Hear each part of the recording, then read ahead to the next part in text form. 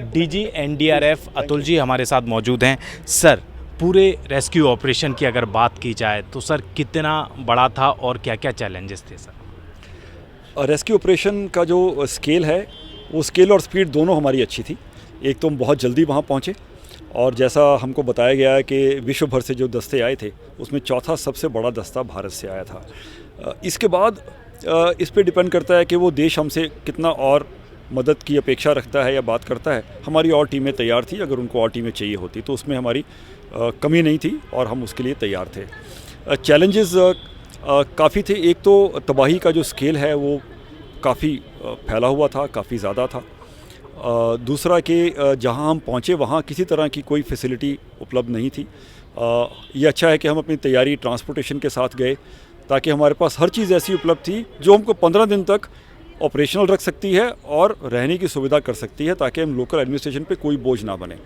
फिर भी ठंड का माहौल काफ़ी था और अपेक्षा से अधिक तो नहीं कहूँगा, लेकिन जिसकी आदत हमारे रेस्क्यूज़ कईयों को नहीं थी, तो 2-3 रेस्क्यूज़ को हाइपोथर्मिया हुआ जो कि एक शरीर में गर्मी की कमी होने के कारण हो जाता है। डिहाइड्रेशन भी एक कारण हो सकता है। तो हमने इमीडिएटली फिर एक ड्रिल बनाई कि हर 1 घंटे बाद पानी भी पीना है और चलते रहना है, घूमते रहना है ताकि उसी से आपका शरीर गर्म रहेगा। तो इस तरह की चीज़ें हमने वहाँ फेस भी की, सीखी, उसके बावजूद काम भी किया। तीसरा, लैंग्वेज का काफ़ी इशू था क्योंकि बिल्कुल हम बातचीत लोकल पॉपुलेशन के साथ नहीं कर पा रहे थे।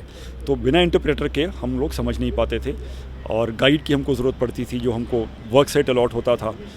ये है कि वहाँ से इतना सपोर्ट, इतना प्यार, लोग जो बाजू में बैठे रहते थे जिनकी फैमिलीज़, जिनके प्रियजन शायद मलबे में कहीं हैं, कि एक उनकी जो आशा होती थी ना कि कहीं वो मिल जाएगा, शायद ज़िंदा मिल जाए, वो हमको इतना प्रेरित करती थी कि हमारे रेस्क्यूअर्स 16-16, 18-18 घंटे काम करते थे। सर, छोटे छोटे बच्चे भी वहाँ पर होंगे, महिलाएं, अगर इमोशनली कनेक्शन की बात करें तो वो सर किस तरीके से? इसमें हमारी जो महिला रेस्क्यूज़ हैं उनका भी एक महत्वपूर्ण भाग है।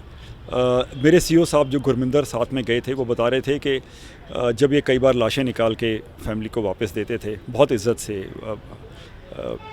तो वो जो जिनके प्रियजन गुजर गए थे इनके साथ लिपट के कुछ बात करते थे